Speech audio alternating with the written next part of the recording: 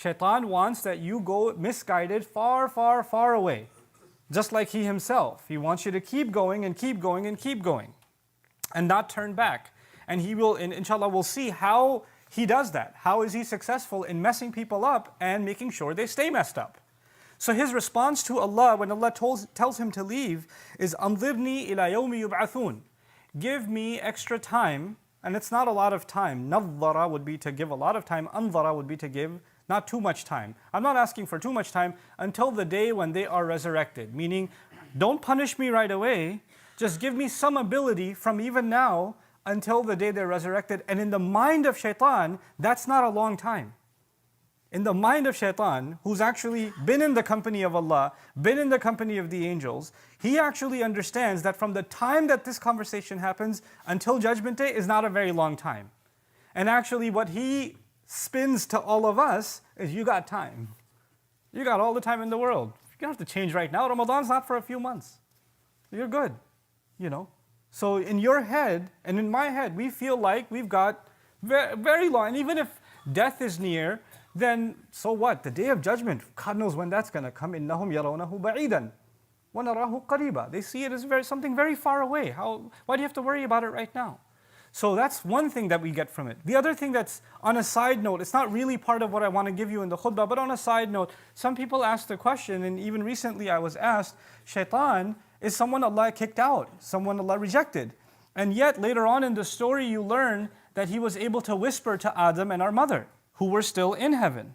So how is he able to whisper to them while he's kicked out of heaven and they're still in heaven?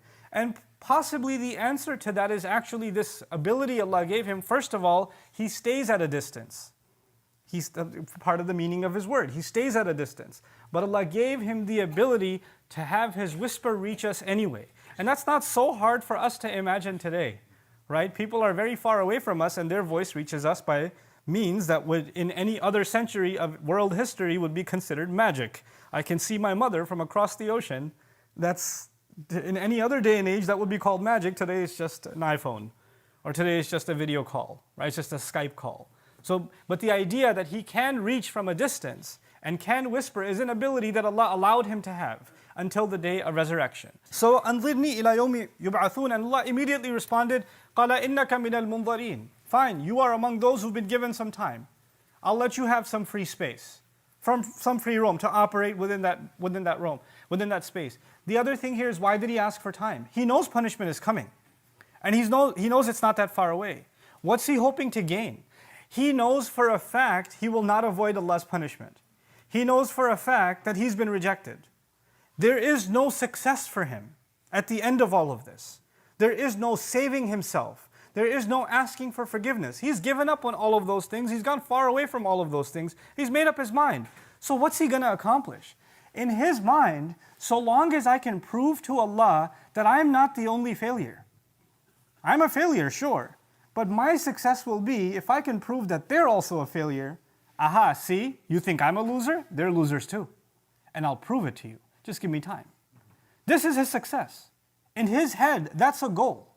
And you know what? That's a goal like a virus that he infects other people with. There are some people in whose life the only thing is, I don't care if I accomplish or not. I just want to make sure this one doesn't accomplish. I just make sure this one doesn't get. This is exactly what happened later on in this surah, in the story of Habil and Qabil. They both offered a sacrifice. One sacrifice was accepted and the other says, well, how was his accepted? I don't care if mine was accepted or not. I can't have him be successful. That bothers me. You know, jealousy even between human beings. Jealousy between siblings, between loved ones, between spouses, between parents. I've even met children that have said to me, you know, I don't like my parents. Why don't you like my parents? Because they love each other so much, it bothers me. Really? That bothers you? Yeah, because I know I'm never going to have anything like that. It just makes me jealous. Whoa, that's heavy. I mean, it sounds weird and funny, but it's actually pretty heavy. That a person can actually feel that. Shaitan can make you want something. Even if you're not going to have it, I wish they didn't have it. So long as they're miserable, I just want to make sure they're miserable, then I'll be happy. There are some people who might just be, you know, they're okay so long as they don't hear from you. But if they find out that you're happy, if they find out that you were smiling, it really bothers them. Like, why is he happy? What just happened? I thought he disappeared. I thought she was miserable.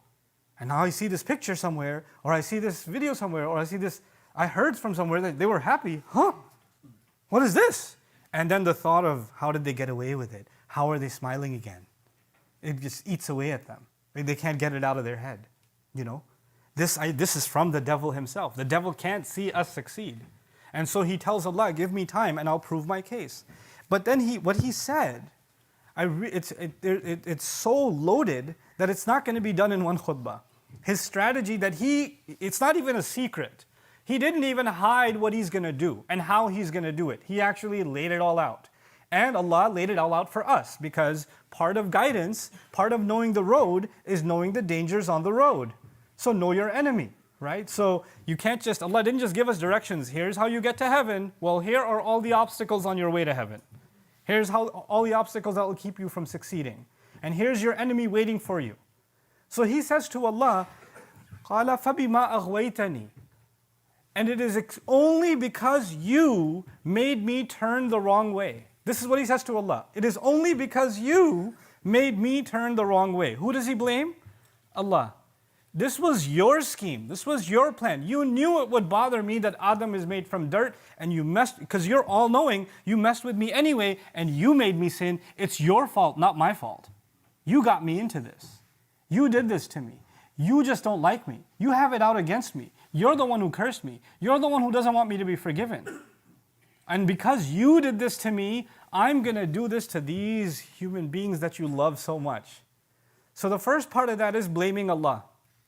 And because in his response, you could see, first he refused to do sajda. That was a distance away from Allah. Then he took another step and he said, well, I'm better. Another step away from Allah. That's an act of arrogance. But now he's taken a huge step away from Allah. When he says, no, not only am I not wrong, you're the one who's wrong. You're the one who did wrong to me. Now he's blaming Allah. He's taking even another step.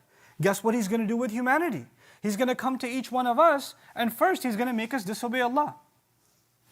And then we all disobey Allah at some point. We're not perfect. We're going to make mistakes. But that's one thing. But then and maybe one time you make a mistake, you feel bad, you ask Allah to forgive, you repent, you cry, you feel guilt inside you. That just makes you human, and that makes you like Adam alayhi salam. But he comes and makes you sin again, and convinces you to sin again, convinces you to sin again. And the next time, he adds another worse step that takes you, it's way worse than the sin. Sin is bad, but something way worse is when you start justifying it. It's way worse. When you start giving a logical explanation for why you sinned. Well, I was under a lot of pressure, or I did this, or I had this reason or that reason. You don't understand what I was going through. I was really upset at the time. I have my reasons.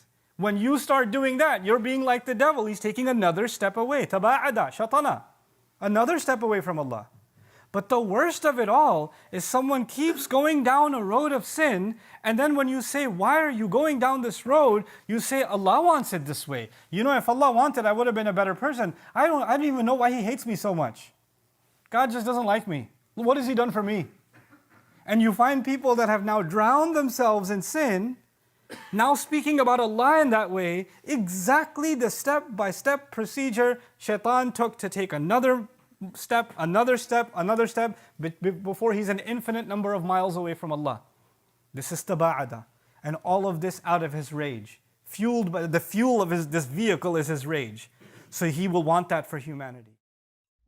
I hope you guys enjoyed that video clip. My team and I have been working tirelessly to try to create as many resources for Muslims to give them first steps in understanding the Quran all the way to the point where they can have a deep, profound understanding of the Quran. We are students of the Quran ourselves, and we want you to be students of the Quran alongside us. Join us for this journey on bayinatv.com, where thousands of hours of work have already been put in. And don't be intimidated, it's step by step by step, so you can make learning the Quran a part of your lifestyle. There's lots of stuff available on YouTube, but it's all over the place. If you want an organized approach to studying the Quran beginning to end for yourself, your kids, your family, and even among peers, that would be the way to go. Sign up for bayinatv.com.